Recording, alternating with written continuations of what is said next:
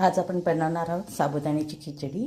त्यासाठी साबुदाणा भिजवून घेतलेला आहे, बटाटे कुस्करून घेतले, थोडा कढीपत्ता, कच्चे शेंगदाणे आणि त्यामध्ये एक छोटी मिरची टाकून जाडसर मिक्सरला वाटून घेतली आहे।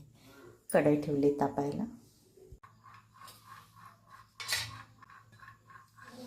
थोडं तेल टाकून घेऊ। तेल तापले, थोडं जिरं टाकून घेऊया।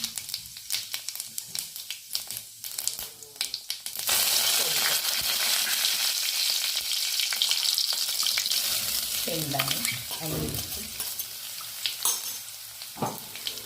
शेंगदाणे कच्चे घेतले होते म्हणून त्याचे चांगले फ्राय करून घेऊया।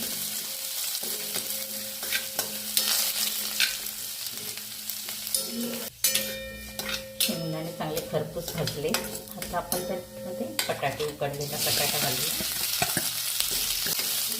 बटाटा पण छान परतून घेऊया आपण। चवीप्रमाणे मीठ,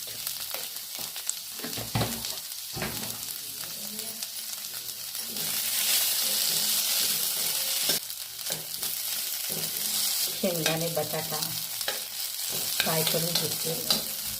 आता आपण त्याच्यामध्ये टाकूया भिजवून घेतलेला साबुदाणा।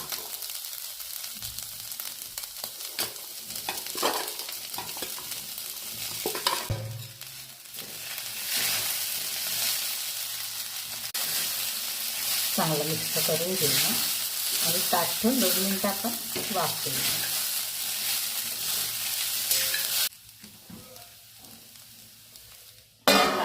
त्याच्यात थोडंसं पाणी ठेवूया, थोडी साखर टाकूया।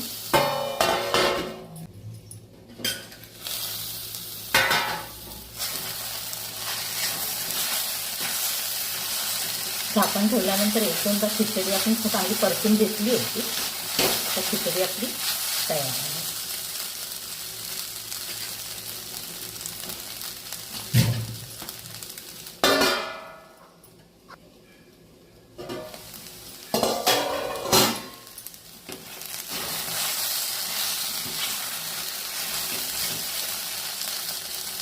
बटाटा घालून साबुदाण्याची खिचडी नाश्त्यासाठी तयार आहे। रेसिपी कशी वाटली नक्की सांगा। साबुदाण्याची खिचडी तयार आहे।